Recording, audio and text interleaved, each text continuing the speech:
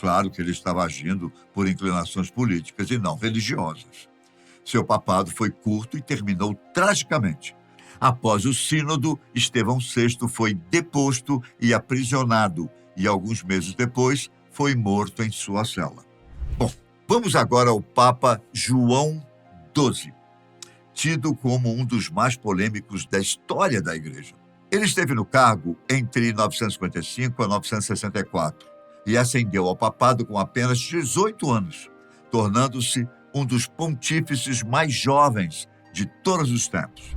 No entanto, o que poderia ser considerado fonte de energia e renovação, na verdade, foi o combustível para uma série de comportamentos imaturos e imprudentes que logo se tornaram fonte de escândalo.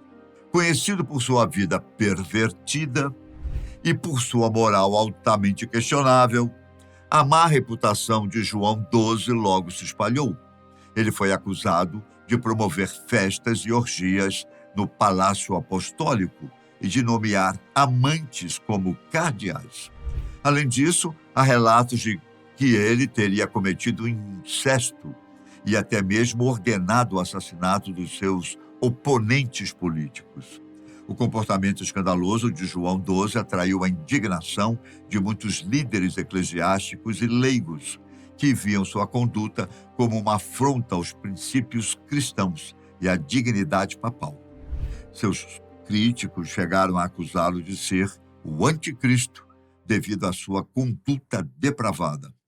Além das questões morais, o papado de João XII também foi marcado por conflitos políticos e militares. Ele buscou alianças com diferentes governantes e, em alguns casos, acabou se envolvendo em disputas violentas. Sua imprudência política e sua incapacidade de manter a estabilidade na religião contribuíram para o enfraquecimento da autoridade papal. Ele morreu prematuramente aos 27 anos, provavelmente por consequências de seu estilo de vida libertino, deixando um legado de escândalo e crítica atrás de si. Seu papado foi um exemplo claro dos desafios enfrentados pela Igreja quando líderes inadequados assumem um cargo mais elevado. Após sua morte, a Igreja buscou restaurar sua reputação e reafirmar sua autoridade moral. Mas as consequências do papado de João XII continuaram a ecoar por muitos anos. Isso também aconteceu após o pontificado de Bonifácio VIII, que esteve à frente da instituição de 1294 a 1303.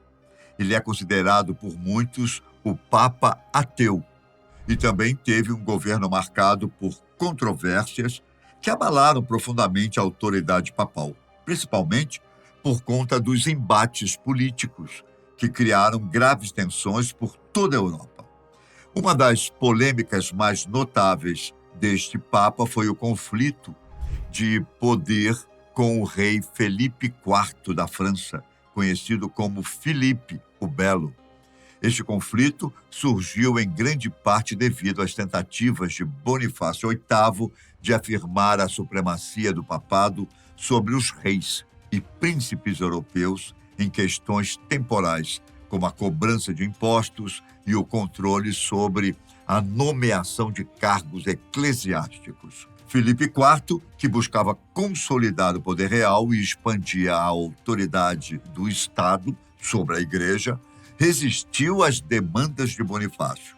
Isso levou a um impasse que culminou na convocação do Concílio de Roma em 1302, onde o Papa emitiu a bula Unam Sanctam, reivindicando a supremacia papal sobre os assuntos espirituais e temporais, afirmando que toda a humanidade estava sujeita ao Papa.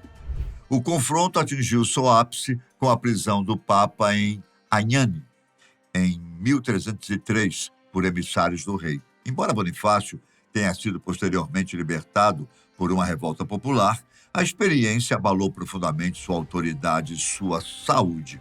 Ele morreu pouco depois, em circunstâncias controversas. Além do conflito com Filipe IV, o papado de Bonifácio VIII também foi marcado por controvérsias internas, incluindo acusações de nepotismo e simonia, bem como disputas com outros líderes europeus e mesmo com membros do clero.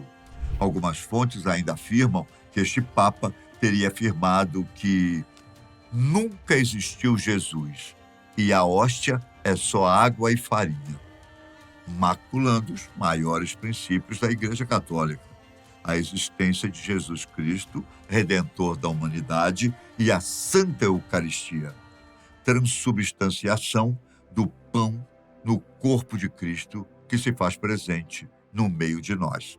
Tudo isso nos faz perceber como a sede de poder do ser humano é capaz de desvirtuar nossos próprios princípios, manchando até aquilo que deveria ser a máxima conexão entre Deus e o homem.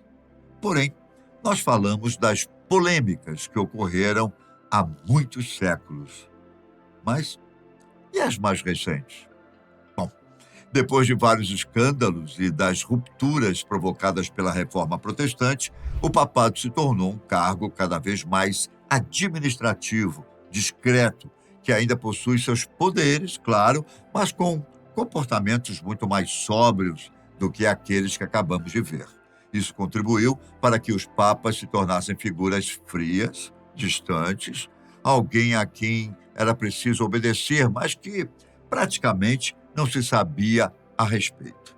Essa postura só foi mudar com João Paulo II, considerado o Papa Pop, que assumiu o cargo em 1978 e o manteve até sua morte em 2005. Ele teve um papel fundamental na difusão da fé cristã, pois soube aproveitar o surgimento e aperfeiçoamento dos meios de comunicação e a crescente globalização para difundir sua imagem e os princípios cristãos. Ele viajou para inúmeros países, foi determinante em diversas decisões políticas que culminaram em tratados de paz e trabalhou para a unificação da Igreja e na resolução dos conflitos internos que já duravam muitos séculos. Ele teve o terceiro papado mais longo da história e foi santificado em tempo recorde. Apenas 26 dias depois de sua morte, foi aberto seu processo de canonização, que geralmente só pode ocorrer após 5 anos da morte do candidato. João Paulo II foi beatificado em 2011 e canonizado em 2014. De forma geral, ele não se envolveu em muitas polêmicas. Talvez a maior delas tenha sido a troca de correspondências com uma filósofa polaco-americana chamada Anna Teresa Chmielewska. Foram encontradas mais de 350 epístolas e muitos tentam apontar que o pontífice mantinha algum tipo de relação conjugal com a mulher, mas nada disso foi provado. João Paulo II era muito diplomático e conhecido por se corresponder com pessoas não religiosas. O caso de Ana Teresa parece ter sido só mais um entre tantos, e nada pode ser encontrado para provar o contrário. Já seu sucessor, Bento XVI, deixou um pouco mais de dúvidas em relação à sua integridade moral. Ele foi eleito provavelmente por suas inclinações conservadoras e por ser considerado um exímio estudioso e um teólogo bastante inteligente. No entanto, Bento não parecia dispor de habilidades políticas, o que, como vimos, é algo que tem sido exigido dos papas ao longo dos anos. Depois de inúmeros escândalos de corrupção, agressões sexuais e do suposto investimento em empresas que produzem métodos contraceptivos ou são usadas para lavagem de dinheiro, o Papa paulatinamente perdeu suas forças até renunciar por problemas de saúde em 2013. O seu sucessor e atual Papa Francisco assumiu o cargo com a difícil missão de unificar os cristãos e vencer os desafios impostos pela modernidade e pela complexa história envolvendo o cargo de pontífice e da Igreja Católica. E desde o início, ele tem mostrado compromisso com esta missão. Suas polêmicas geralmente estão ligadas às suas opiniões progressistas.